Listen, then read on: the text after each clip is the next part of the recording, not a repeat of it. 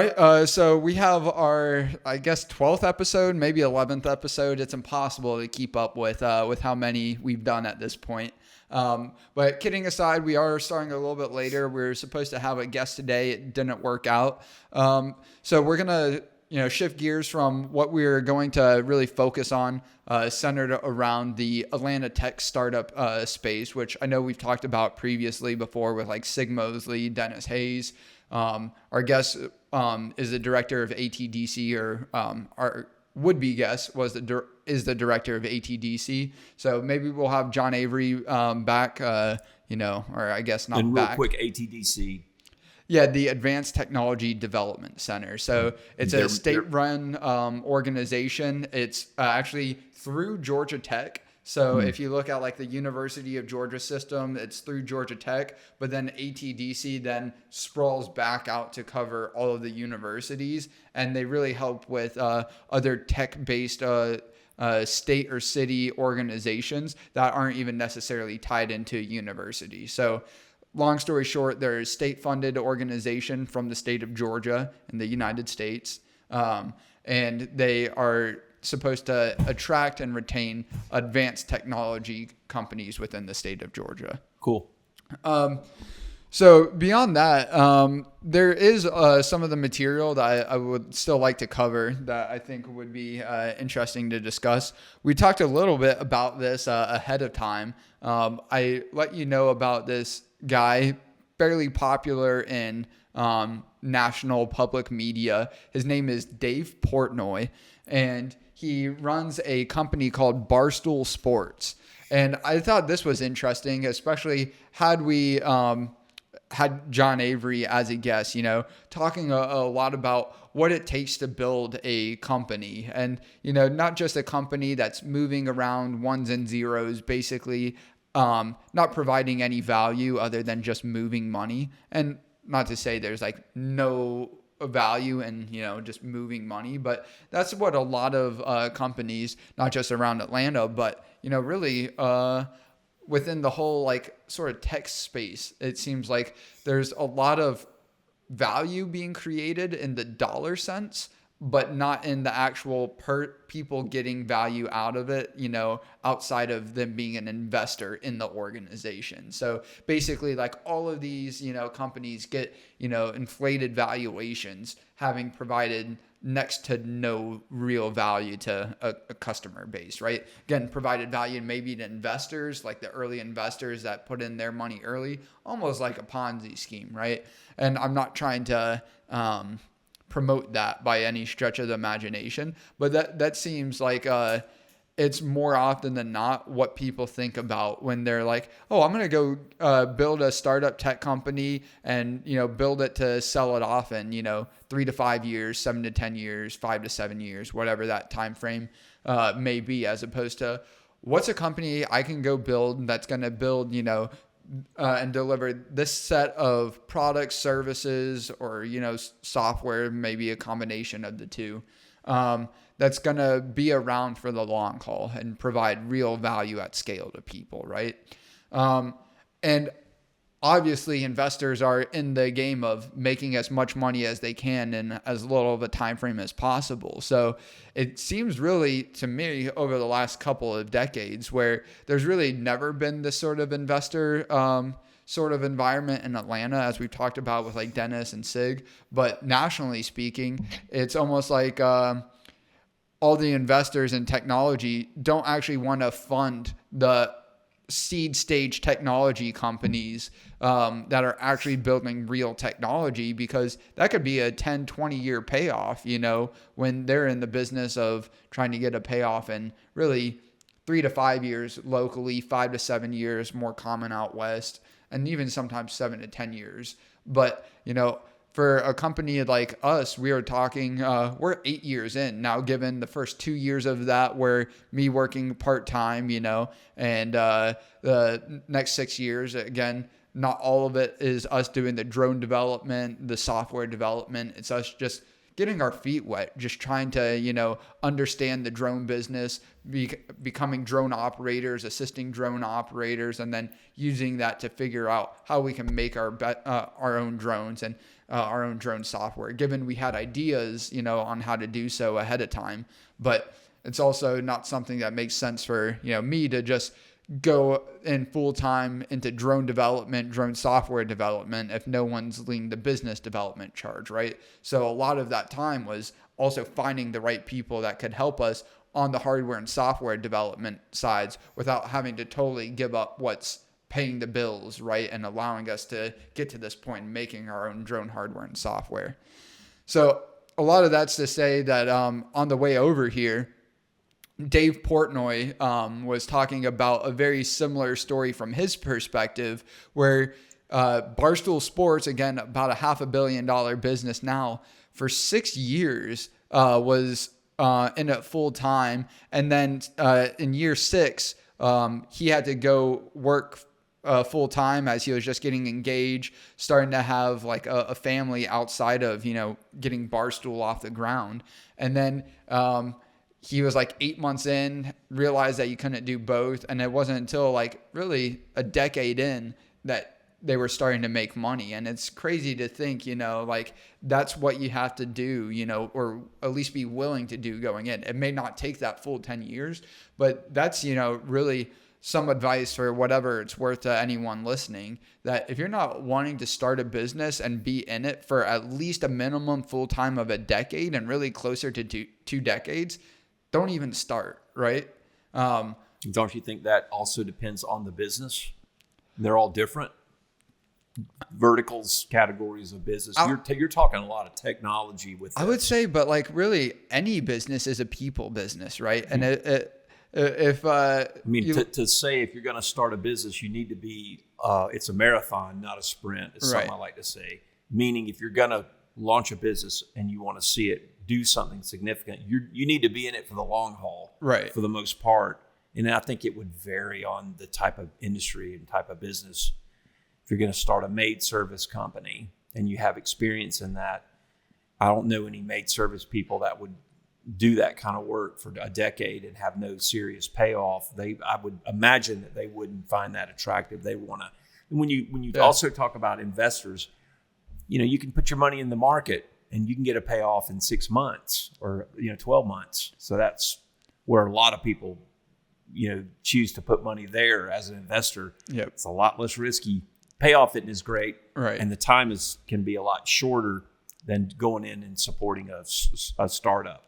Yeah, we're actually seeing that a lot now in the venture capital space. A lot of the big, what are considered tier 1 venture capitalist firms that are Sequoia, Andreessen Horowitz, a few others that are kind of revered for funding a lot of the biggest, companies, specifically tech companies today. And they're starting to diversify, or in some cases, pretty much pull out from early stage investing.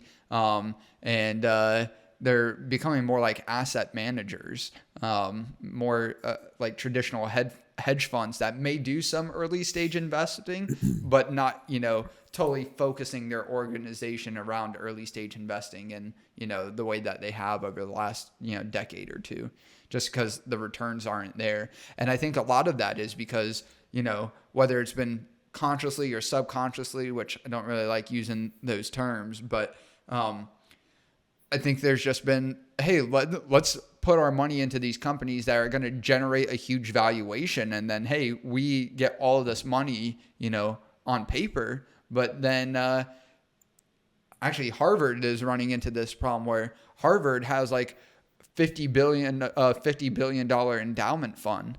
And they make venture capital or have had made early stage venture capital investments.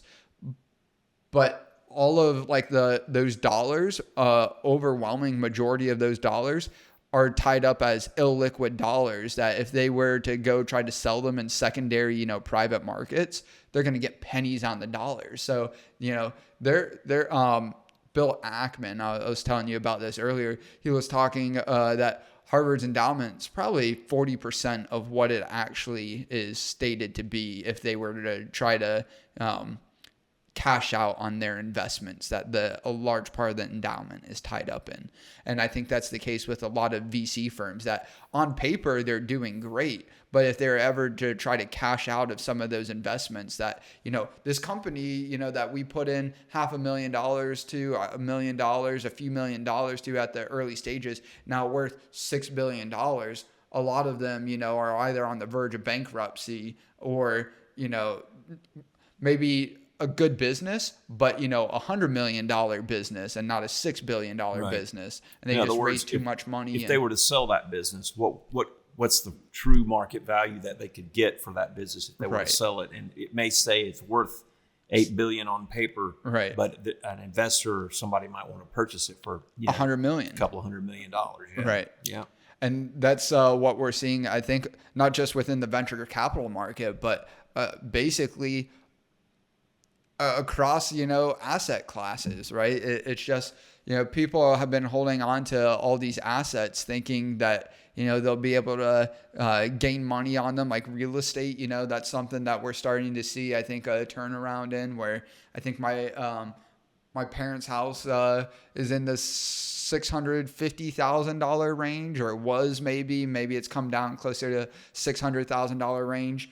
Our neighbor's house, it was also above the $600,000 range without a basement, but just recently sold for $500,000, right? And so I think we're starting to see that more and more. Again, to continue to see that more and more over the next year or two, as we've talked about previously, the market being uncertain, people being uncertain. Let's try to get as much cash as we can hold on to as possible, because very clearly these assets that we thought would be climbing in value, or at least holding their value, proving not to be the case, right? I don't know if you have any thoughts about any of that before I actually pull up the clip of Dave Portnoy that I wanted to review, because that was a long aside, but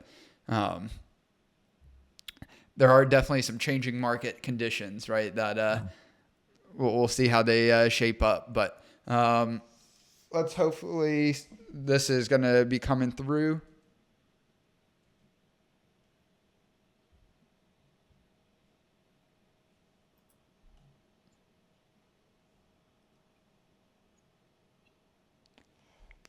Are we getting video over? Got video. All right.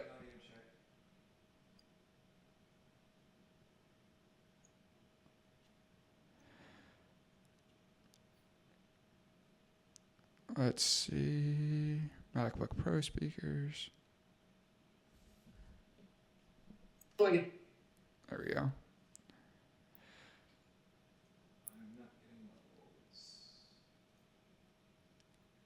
Give it a moment. I had to switch audio sources. So yeah, you were not getting audio levels. We should be good here in just a moment.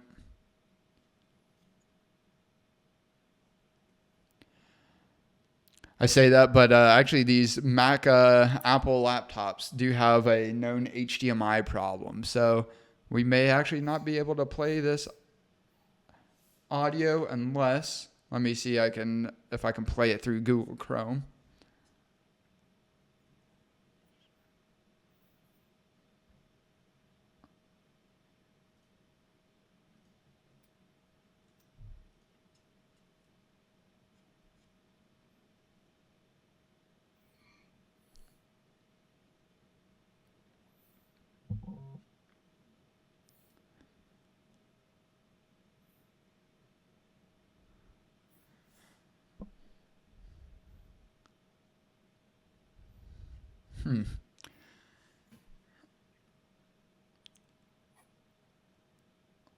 Trying Safari again.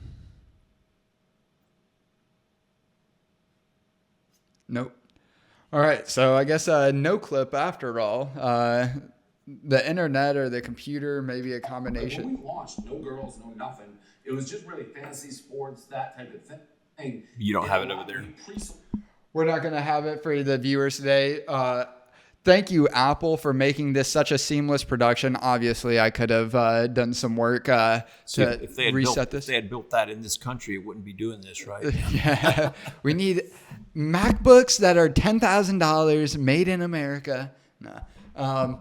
But these Apple silicone laptops, I don't know if you're familiar with that term. So Apple has started making their own chips to go in their laptops. They've been making the chips in their phones for almost immediately when the iPhone launched. If they didn't use their own chip in the first iPhone, I think by the iPhone 4, they were using their own smartphone chips. And when I say their own, they're not the ones manufacturing them, but they designed them to be manufactured by pretty much the same company that manufactures all of the other chips that aren't manufactured by Intel, because Intel manufactures at least most of their own chips. But in any case, one of the bugs, as much as like Apple's supposed to be all about the refined user experience, if you plug in an HDMI cable, as you just saw, it will not allow me to play the video and stream the audio and video over this cable unless I restart the computer. I have to completely restart the computer because of some bug that they didn't work out before producing, hundreds of thousands, if not millions of these and getting them out into the hands of customers. And so, you look at what year?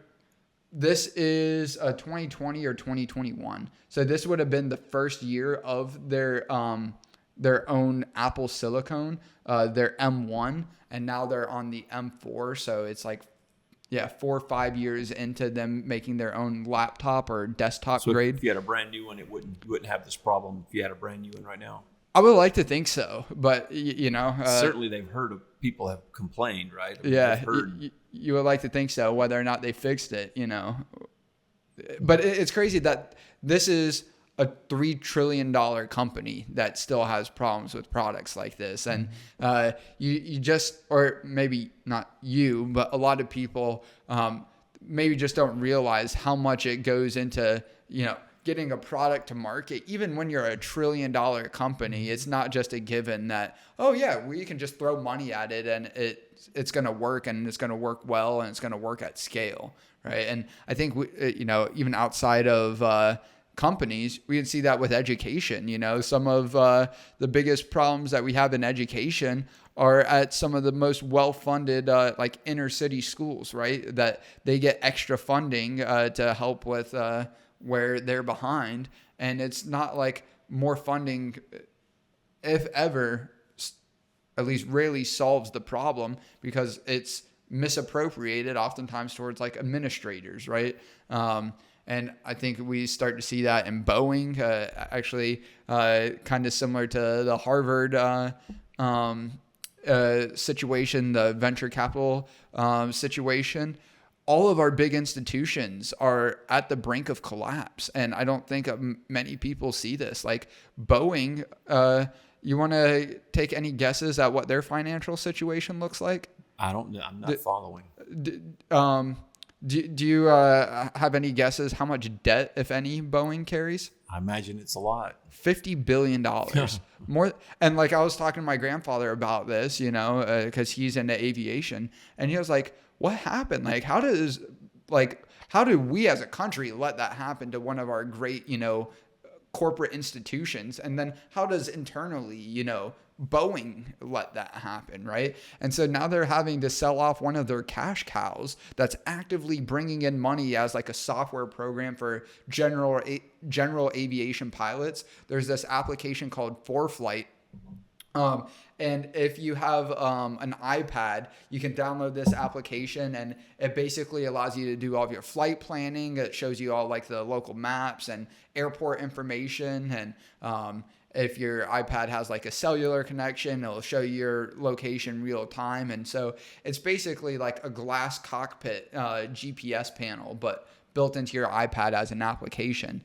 And Boeing is selling that product off for $10.5 billion, so they can kind of, would it be hemorrhaging, or stop the hemorrhaging of the cash bleeding, because they had production problems with their Boeing 737s and some of their other airline aircraft. And obviously those aren't cheap to produce. And then they had a strike that was costing them, if not hundreds of millions of dollars a day, $100 million a day. And You think the CEO's got a lot on his or her mind? The answer is yes. Yeah. I mean, for sure. And I think the CEO came in relatively recently, and basically I do remember Alan Mullally. I do know this, and he was Boeing, and he built the 777.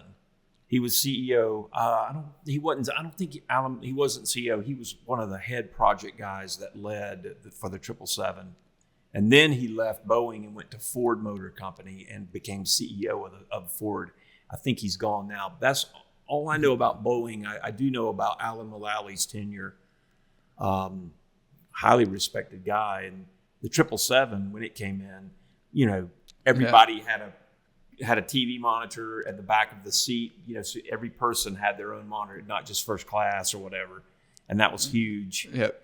I mean, I don't remember how many miles of cable, wire that they put in that aircraft so everybody could have, finger controlled, watch whatever movie they want, whatever. All in your comments about this notebook from Apple and the complexity. This is an argument I have against technology. I saw an interesting documentary on the Unabomber, Ted Kaczynski, right? And his whole thing was, he was saying, we're going down the abyss, and it's because technology's leading it. This is kind of right in line. I mean, technology, it's done wonderful things for humanity, right? It's made life easier in a lot of ways, but we're a slave to it, and we have to stay abreast of it, or stuff isn't going to work right. I'm not saying Apple's not staying abreast, but the technology's changing, and you know as well as I, because you're a technical person, we're now a slave to this technology. Bill Gates, I would agree. Yeah. Elon Musk said that we ought to take a break from AI, right? And stop and let's think this through before we launch it. And Bill Gates said, no, I oppose that. And they asked him why. And he said, well, if we stop, the bad guys are going to continue working on it. We have to stay ahead of them.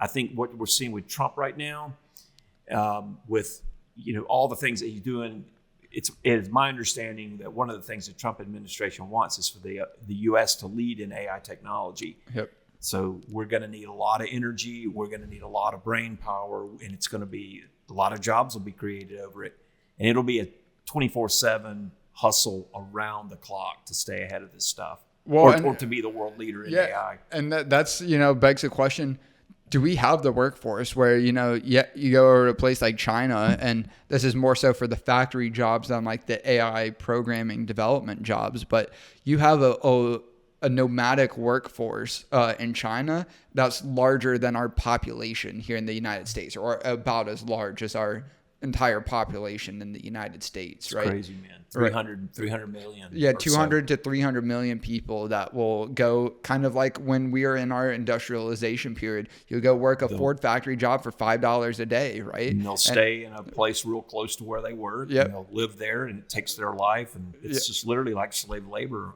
in a way, Yeah, and so you beg the question, are we slaves to our technology when really, I think we want our technology to be slaves to us, right? Of like, again, we're working to a place in, global civilization, global society where we're trying to figure out who's going to be the slaves making our technology that, we make our lives like so dependent on.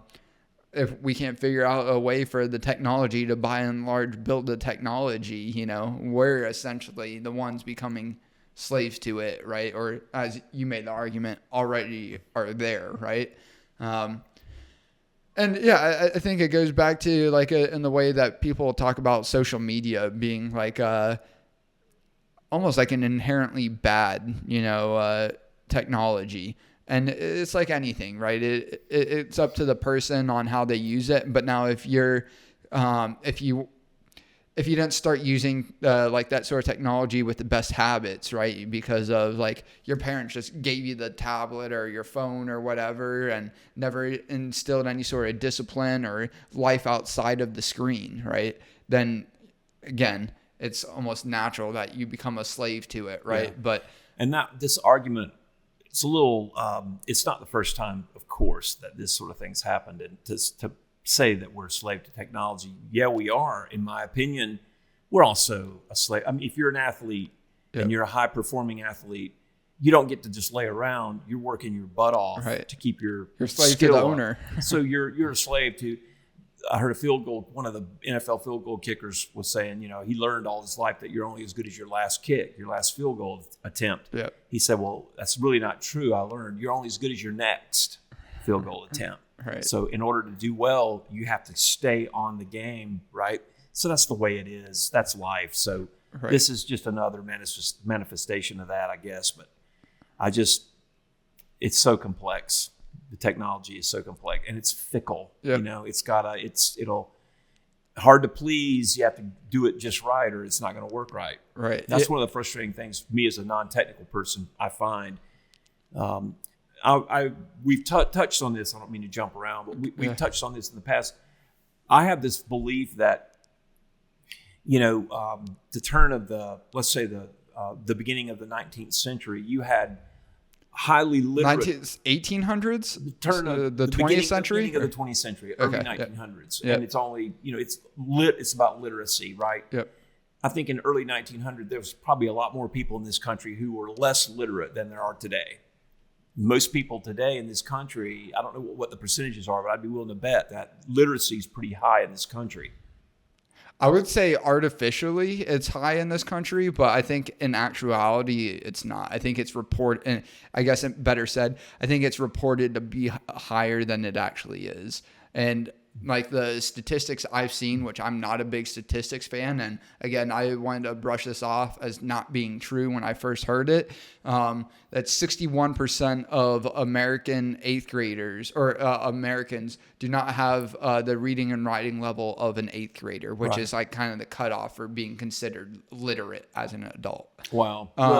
The point I'm making is that in the past, 1700s, 1800s, sometime in the 1800s, literacy, when the founding fathers, they were very literate guys. They were very, the words they used in the English language, they really had a command on it. And that's one of the reasons why I feel they were able to see and lay out. Thomas Jefferson literally invented the carbon copy sort of paper. Mm-hmm. Every letter that he would write, he would keep a copy of that letter. And instead of having to write all of his letters twice, he had the carbon paper that would bleed from one layer to the next. I was not aware of that. That's fascinating. Yep. Well, I bring all this up because I have a belief that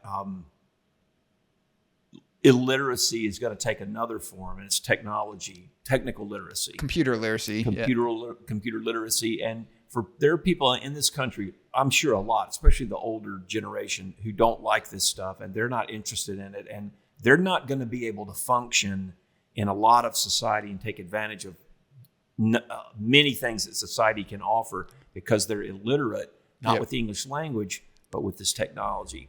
So it's harder to live today. You have to be literate. If you can't read, there's no point because you're reading all the time, right? When you're using this technology, so you have to become literate with the English language, and you have to be computer savvy as well. That's why these kids are learning at such young ages about the computer. I think the way to look at it in that sense is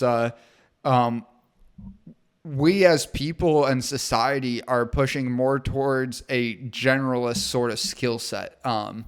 So you have to be English literate, to thrive in the modern world. You have to be computer literate to thrive in the modern world. And then you need to apply some other skill sets that you have. And it used to be like you could just focus on one thing for your entire, and like that's still true in some cases. Like you can just go work in construction, and chances are you'll always have a construction job if that's what you want to do until the day you die, right?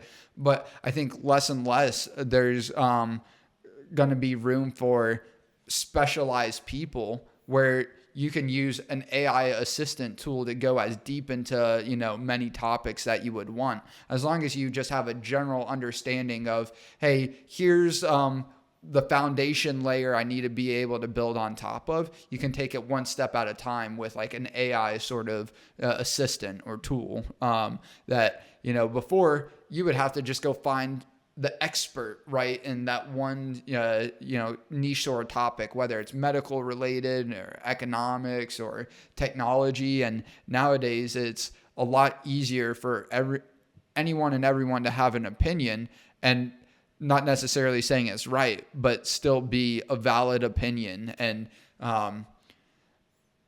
I think basically, like, there's going to be less of the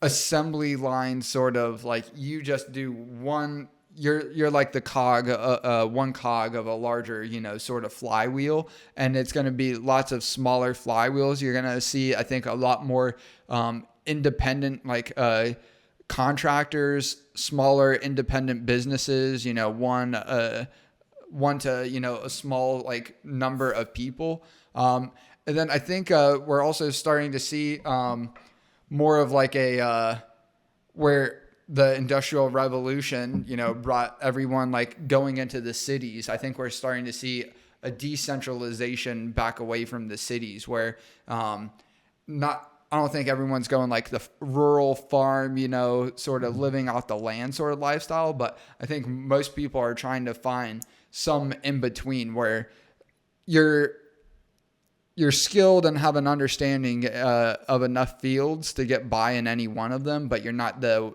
world-renowned expert in any one, right?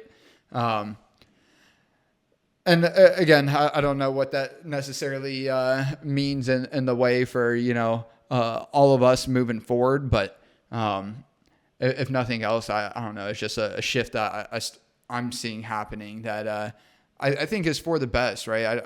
I don't think any one person wants to spend all day, every day doing the same thing over and over again, right? Like, maybe a better way of looking at it is, like, you have old school, like, physicists that were kind of revered, for coming up with these concepts and theories that now, kind of propagate the modern understanding of, like, the world around us, the universe, and how Earth works, etc. But I don't think you have I think you have a lot fewer of, like, people that want to be physicists, and then I think there's less value from, like, the super deep level physicists, unless, like, you're an engineer that's also applying physics concepts, that sort of value that we used to have in these sort of theoretical sort of ideas. I think we're coming to terms with, like, a lot of that's not necessary. And again, that kind of even ties back into, like, the conversation we were having with Boeing or Harvard, like, all of this administrative bloat, right? That, yeah. So you're in favor of firing all the fat, trimming all the fat. I mean, we need to, right? And this is jumping all around, but there's the argument that, we need to get out of, like, this recession, this deficit, our debt through making more money, right? Through more revenue. And I do agree, like, we need to grow our economy, but at the end of the day, like, there's not anyone or enough people that are going through line item by line item and doing budget reviews, at the federal level, in the way that would be expected of certainly any public company, right? And any, larger private company, if they were to see, the waste, fraud, and abuse, that we're seeing in the federal government. I think Elon Musk said something along these lines that, not only would all the executives be fired, they'll probably be in jail as well, right? At a public company. But even that aside, I think it's very clear that you can see that if we were to cut, like, all of our military spending, even, we're still operating at a deficit. Like, we still, I think last year our federal spending was like $6 trillion. So that's what, $1.5 trillion a quarter. More than that. 90 days spending more than $1 trillion and $1.5 trillion. Where I think just pre-COVID it was like $1.5 trillion a year maybe 3-4 trillion between like the Trump's first administration and Obama's second administration. And yeah, I think it was $1 to $2 billion or $1 trillion less, but yeah, in the $3 to $4 trillion level. And it's like our military budget is in the $1 to $2 trillion range yearly, and I think it's much closer to $1 trillion than I think $2 trillion. And it's just so easy, like, oh, all these big numbers, but like Medicaid, that's something like $4 trillion or $3 trillion, or maybe it's between Medicaid and Social Security. And it's just, we need to make the tough decisions in this country that like just no one is willing to, whether it's the people voting or the people in Congress that don't want to be the bad guys, then get voted out of office for making the real decisions that, hey, these programs that were made, back at the end of the Great Depression and, into World War II, post World War II, like none of those were supposed to be permanent programs. And now here we are 80 years later, give or take, a couple decades or so, and we're still all relying on these, government programs. And not saying we shouldn't have any sort of welfare or like assistance for people in need, but when it's at the detriment of our whole country, either going bankrupt, if you were to accept that as a possibility, or more realistically, as we're seeing right now, just the hyperinflation of the US dollar to where, hey, it may all sound great on paper that, we have Americans making, these 6-figure salaries or whatever. But if that 6-figure salary doesn't equate to what, the average salary did back in the 70s, 80s, 90s, even early 2000s, doesn't matter, how much of that number you have on paper, right? So I know I'm just like going down a long tangent there, but I don't know if you had any thoughts there. No, I'm not prepared to get into a lot of the fiscal policy. Talk is cheap, right? And so we can just talk, and it's just a lot of guys with opinions is all it is. If you have someone here, a guest, and guests are good because they bring an expertise in. You have expertise. Or another input. Opinion. Yeah, and they're armed with a lot of, usually more data and more information that they know to be true. We think, and trust them. But any other major thoughts on your mind from like the week that's we've seen? Yeah, I mean, really... since the last podcast really would be a better way of saying it. Yeah, again, what's really been apparent to me is that there's a lot of, again, talk about... You go with Rudolf Hess, that's funny. What was that say? The strange death of Rudolf Hess. He was found, it's my understanding, he was found hanged. He hung himself at Landsberg prison in Munich, Germany. And I think it was Landsberg. And it was the same prison that he and Hitler were sentenced to after the putsch in the 20s when they tried to take over, or early 30s, they tried to take over the German government. It failed miserably. So he and Hitler and some others were in prison there. I think Hitler served about 9 months of it. He has, I think, a couple of years sentence, and he served, I think, 9 months, or maybe a year. But after the war, Hess was in prison for life, and he was the only prisoner in that whole facility. They sent him back there. And I have seen footage from the 50s of him walking around in the courtyard, and it was Rudolf Hess. And there was toward the back of the prison, there was like a little, like a recreation room kind of thing. And he went in there and somehow got a rope or something, and he was found hung himself. Yeah. Anyway, I just saw that on your notebook. Yeah. There's a YouTube historian, Mark Fenton, and he, I guess, just posted a video that was on my homepage. But yeah, what I was getting at is there is a lot of talk going on in this Trump administration, but I don't know what the follow through is actually looking like. And I think most people, You mean the policies? Or Trade these policy. executive orders are getting followed up on, or like all these budget cuts are actually making a tangible impact. Where, as I understood it, like the $150 billion that Doge has saved so far, is that actually been saved? Because it's basically, I think it's all on paper at this point. Like I think it's on paper that it's been saved, but it's not like it's still money there to be used. So it hasn't been like taken away. Right. It's just Right. like we'll just get spent elsewhere now, and maybe I think it's better been, spent it's elsewhere. been identified. Yeah.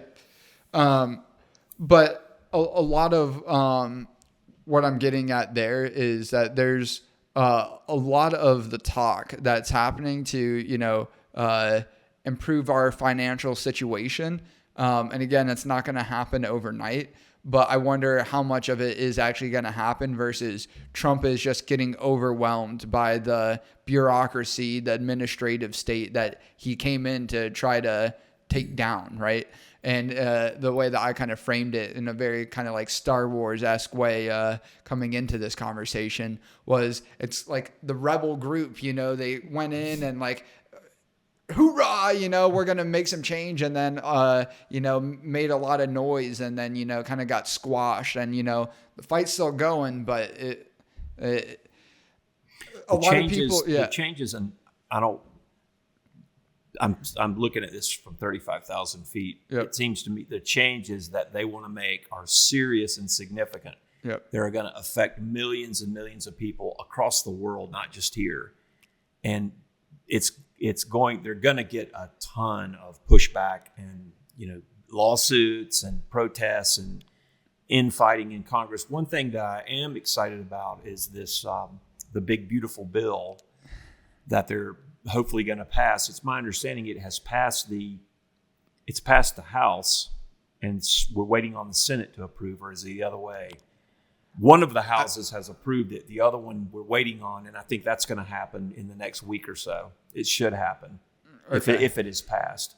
If 2 or 3 Republicans vote against it, it won't. No Democrat will vote for it, I don't think. And if all the Republicans vote, Republicans will have the majority. But if just a handful of them vote against it, then it won't go anywhere. Which I think Ron Johnson, a Republican, was talking about not voting for it unless it was to cut back spending to pre-COVID levels. And then Rand Paul probably going to be a hard no matter what. And again, it's like no one wants to because as Ron Johnson was talking about it, well, hey, if you just cooperate with us on this budget, then we'll fix it in 2027. And it's like just kicking the can, right? And so that's what I'm worried about is like Trump is about it as I don't necessarily mean this in a bad or good way, but like an abrasive leader that's going to shake up, the establishment and bring about the change that we want to see. But my fear is that's still not enough. And where most people would say like his impact is too great and, we need to slow down the change that they're bringing about. My problem is the change isn't coming quickly enough if it's even coming at all. Well, I think my main point is it's really significant and it's going to impact so many people. And I don't see how it can happen fast. He said it's going to happen. It's going to happen real fast. And, he's always a sales guy. He's hustling always. He's a hustler, right? He is. But I think they're moving. I mean, I commend them for the steps they've taken, like with the Ukraine war and rare earth deals. But he said he was going to have that done day one, pre-day one. He did. And there's reality. And I applaud them for taking action that they're taking. I can't imagine they can move any faster. And it would be nice to see less executive orders and more of a congressional push behind everything. The midterm election is going to be crucial. If the Republicans lose majority, if they don't gain seats, Trump is all talk at this point. Yep. So there will be a big push against. That's why they're rushing. My understanding, they're pushing so hard to try to make significant change to make Americans' lives better so that they can win the when they primary their opposition, win the midterm elections. Because, man, and the other side is just, their focus right now is to poo-poo everything he's doing, to try to convince people that this is not working. Yep. We need to go back to the way it was. Don't vote Republican when it comes midterm election. Let's get more Democrats in. If they do, Trump he's snipped. Yep. That's my opinion of what could happen. Right now, I don't know. I don't really have an idea as to who's going to win, with midterms. If it's Republicans will maintain control of both houses. If they maintain control of both houses, you got all three branches under Trump's, thumb, or under his rule and leadership. Stuff will get done. Yeah, I mean, I would like to see, a consensus Congress, not necessarily like everyone getting along just because it's Trump, but again, just people wanting to work together because we're Americans and not because, we're Republicans, we all work with other Republicans, or we're Democrats and we have to work with other Democrats, and we cannot work with the others just because they're part of this other group. Yeah. And that was something interesting, again, earlier today as I was getting ready, learning more about Singapore's political system. Are you familiar with Singapore's elections at all? No. So they have actually started off as a one-party state. And their one-party state is, again, in the way, like, are we a democracy, a representative democracy, a democratic republic, or, is Russia a authoritarian dictatorship, or like all of these labels have nuance, right? And like Singapore, the question is, are they really a democracy at all? Because they have elections, but it's really, or historically has been one-party elections. They've allowed and specifically created another party that they require to have a minimum number of seats within like their parliament. And so they even make it so if a person from that party does not win in that like local race, the biggest losers essentially fill in the remaining seats. So it started out like they had to have 3 of the primary party representatives within their parliament, and then that got increased to 9, and then now I think it's at 12. And so it's basically this weird dynamic where the Singapore, one-party government is purposely trying to like relinquish some of their power to like show like, hey, people, we have your best interests at heart, but continue voting for us. Like, we're going to give you like other options, but like really it's only the options that we're giving you, right? And there's more nuance and complexity than that, but that's what I feel comfortable like being able to like very clearly state. And it's just interesting that you go back to like the founding of our country, right? Where that was a warning that George Washington had. And I know we've talked about this, that factions would be what breaks apart our country. And I think, we've had similar instances to where we're at now, the kind of redefining of the parties, and we may even see a new party come into favor, as has happened in history, and you could argue, well, they really just changed names, but it was always Republican versus Democrat. But there's the Federalist, Anti-Federalist, the Whig Party, a lot of other parties that coming to mind. None of the only two that Libertarians, I don't know when that party started, probably in the 60s or 70s, or you might want to look it up. Yeah, there's only really, we're still a two-party. I don't know what the size of libertarian. A lot of people identify as libertarian, but they don't vote libertarian because there's not enough votes to make an impact, or it serves the purpose of really pulling votes away from, Ross Perot coming in and running against George H.W. Yep.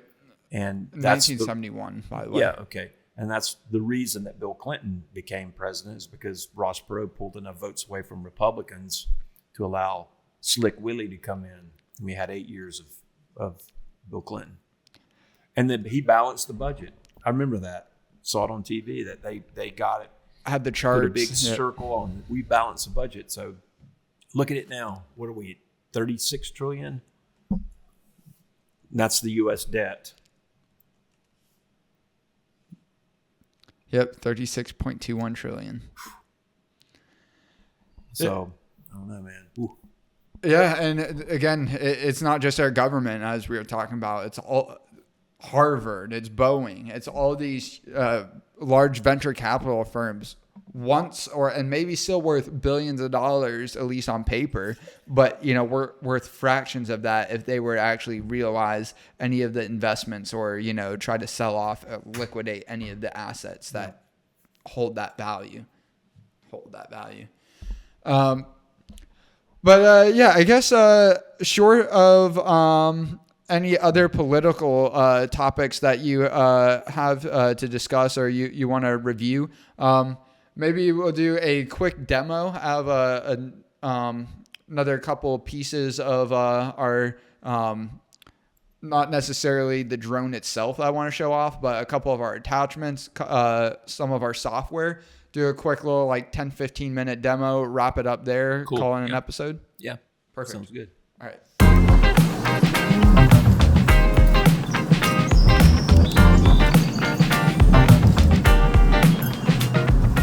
All right, so Jim, I have one of our base model develop airs in front of us, and we're going to show off the back. I don't know which camera will see that, if any of them. We have our 4-port side plate system here, which we're going to also be sharing our screen as well. But I'm going to our drone operating system platform.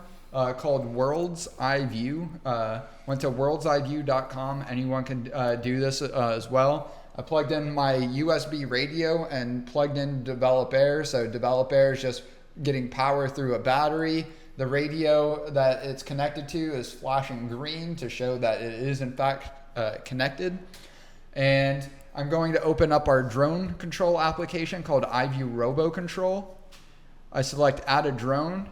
I'm going to connect to a drone and just select the radio from this drop-down list. I hit connect and I can see the battery level and voltage of the drone. If I was outdoors or somewhere where I could see satellites or Develop Air could see satellites, it would label how many satellites there are. But since we have no GPS connection, it's showing its location at 000, essentially in the middle of the Atlantic Ocean. But what we're going to show off is not any flight characteristics, but we actually have our different mod kits that we make for Develop Air. We're also making it so third-party developers can make their own attachments, or again, what we call mod kits for Develop Air. This is not necessarily our newest mod kit, as you've seen an older version of our claw machine, but this is the first time that we've developed it in a way that using our own software you can control it, and not just using our own software can you control it, it's just also made a lot easier to control than the other software that we used previously, which was Mission Planner. So I'm plugging it into port number 13 here as selected, and then just making sure drone 1 is selected, and now I should be able to lower. Nice. And then retract. And just to make it a little bit easier to read or understand for the everyday person, we're actually changing retract to raise. And then we're also not quite there yet, but a little sneak peek, adding in controller support. So beyond just using on-screen controls to lower or raise up the claw, allowing you to plug in like a game controller, an Xbox controller, a PlayStation controller, and you could press like the left 1 button to lower the claw and the right 1 button to raise it back up. So making it more like an arcade-like experience where we put together the world's largest claw machine like game or activity as a charity event for Toys for Tots. shots and really a marketing promotional event for us. But now looking to do that where we can sell develop air. So schools, they can put on their own claw machine games as fundraising events, or even just like the hobbyist enthusiasts that want to use this sort of technology, to play games. But a lot of like the delivery drones out on the market or starting to come out on the market use a very similar sort of winch system to be able to lower the package down and pick it back up. Question: what is the length, the maximum length of that claw? I think on this version, as it's built, is 15 feet. It could be 10 feet, but we've previously built versions with 25 feet and could go quite a bit longer. The problem is, at least for us using it as a claw machine, like a game, the longer the string is, the more sway that you're going to have and the more difficult it is to line up the drone and the claw to pick up a prize, which again, depending on the value of the prizes, you might want to make it more difficult for the players, but that's not really our purpose. Now, even though you didn't ask about this, one of the other cool sort of areas that we can and will go with this claw machine system, beyond just using it to pick up objects, we could also have a different type of claw to drop objects as well. Although we have like our deployment or dispenser mod kits that are probably better suited for any sort of dropping missions. Imagine like a small little bucket or like a pail, and you could go collect water samples remotely, right? So instead of lowering down the claw to pick up an object, right, you're just lowering down like a hook or something, no? Or a little pail, right? That it hits the water. Okay. And so obviously the way that it's built out right now is more so for just shits and giggles, for fun and games.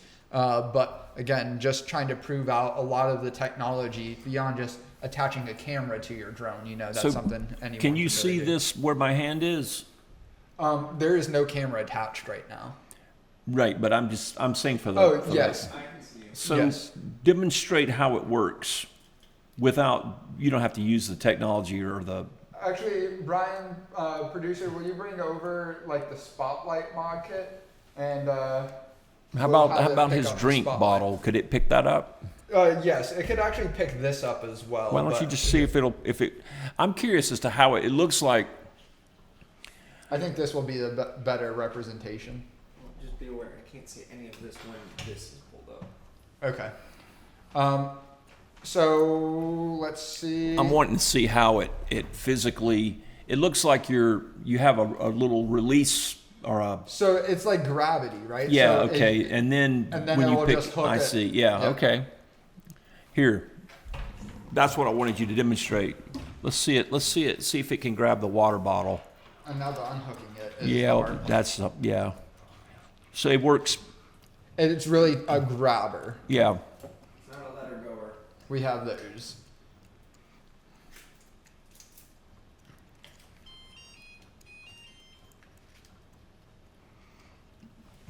So it would come down. And You're gonna actually get it to do it. yeah, Nice. we'll see. So lower, There you and go. I missed it, but Nice. That's not the most ideal thing to pick up yeah. with the way that's designed, but you could change your. Let's see if maybe Jim can see that, or Jim's camera.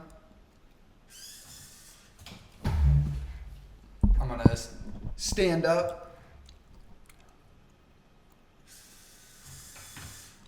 and raise it. You got it. So, Cool. Okay. and yeah, that's the claw machine. So, So I mean, this on a massively bigger scale, could we see construction companies or?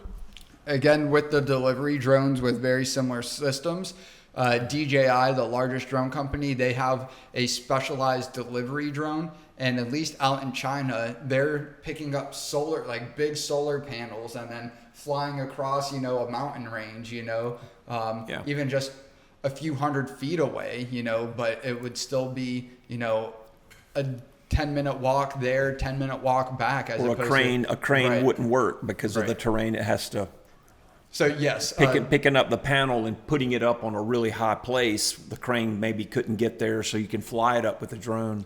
I've even seen the drones, they will actually put like trusses in place, like small little rods, and they're actually like doing the manipulation as well. I think that's quite a ways until we start seeing that become commonplace, but absolutely, as we continue to refine the drones themselves, create new modules, new software to control those modules, open it up to third-party developers for them to, create their own software and their own modules. I mean, that's just going to become, part of your everyday, not just from a business perspective, but again, from a consumer, personal household perspective, just more hands around the house, right? And may not actually be hands, but yeah, so that's really what I wanted to show off. We're still making some developments, not just with the drone itself. As you can see, the attachments, that's a big kind of selling point with a drone like Develop Air is you can go buy a flying camera drone off the shelf, take great photos and videos with it. You can attach nice camera systems to Develop Air, but the idea is if you don't want to, if you want to do other missions beyond just photography and videography missions, you don't have to buy a whole new drone, right? And given Develop Air is more of a development platform, first and foremost, we have used it for commercial operations, and we do have a couple customers using them for commercial operations as well. But given most of them are within a high school, college sort of environment where the students are, learning how to operate a drone, but learning how to build them, learning how to repair them, learning how to use and attach new payloads to them, create new software applications. And that's what we really need, not just as a company, but as a country where, right now we have 1 million plus drone operators in the United States, but it's all pretty much relying on Chinese drone technology, right? And I think we've talked about that, really from both the consumer and like military defense perspective. I think we don't want to be reliant on the Chinese technology in the way that we are right now, especially in, we can kind of wrap it up on this discussion, kind of full circle back into politics. China, within the last week, they rolled out or announced, or maybe it got leaked, this like drone mothership. So it's a giant, almost like C-130 sort of cargo aircraft. Wow. But a bunch of like little side bay doors, like enough for a drone the size of Develop Air to fit in, and 10,000 of them, maybe 5,000 from each side just come out from this giant. So it's a drone itself. Well, the big mothership is a drone. It's a fixed wing airplane. Okay. It probably does have an autopilot, so but it deploys a lot of drones. Correct. It's changing warfare for sure. Now, speaking of like that mothership being a drone, I did just recently see and shared amongst our team internally, Cirrus, the aircraft company, they have a red button up at the top of like their red Bhutan. They have a red button at like the roof of like the aircraft, and like in between the pilot and co-pilot and the passengers in the rear. And this is like a 6 to 8 seater aircraft, and they have basically the airplane will turn into a drone. So like, let's say the pilot or pilots are incapacitated and you have your wife and kids in the back seat, or some private charter clients in the back seat. None of them know how to fly an airplane. They can just press this one red button and the airplane turns into a drone, and it will find the nearest, fly itself down, find the nearest airport. It will take into account all the terrain of the area around it. It will take into account the weather data that it's getting real time from radar, and then try to find the closest airport. All of the screens, they get changed to basically like a Google Maps type of screen to show like, hey, this is where you're heading. You're about 7 minutes away from landing. So all that has to happen is the passenger just has to push the button. the button. Yeah. I'm gonna say button like 8 different ways. Yeah. But yeah, so they press the button and back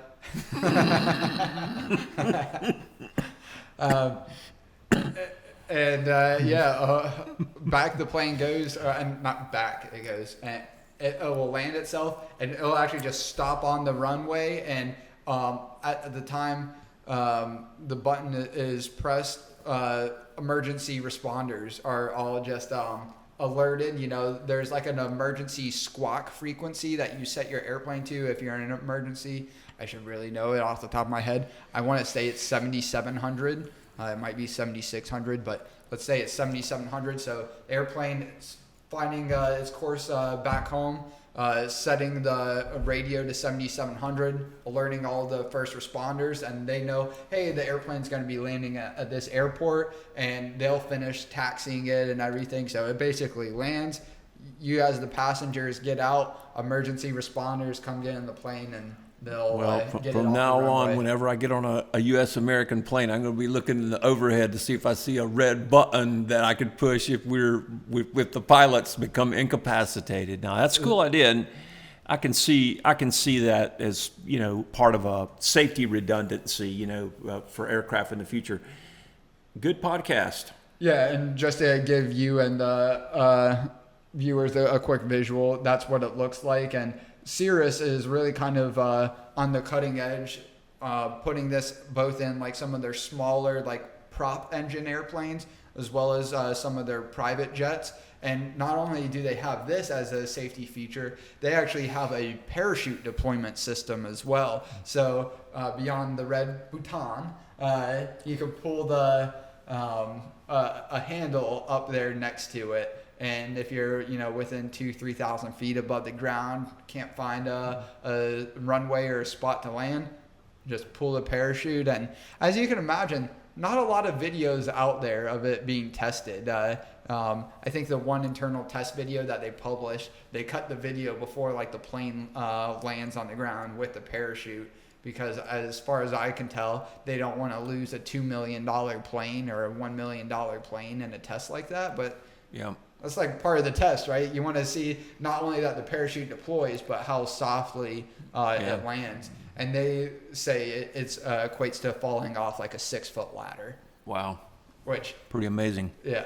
But yeah, anyway, I think we covered some good ground. Hopefully we'll have John one of the next times we get together. But if nothing else, we have a great podcast lined up next week, more musically focused. So for anyone that's heard enough of me droning on, you'll get a little bit of a break next week. Terrific. See you then. Perfect. Thank you, Jim. Thank you.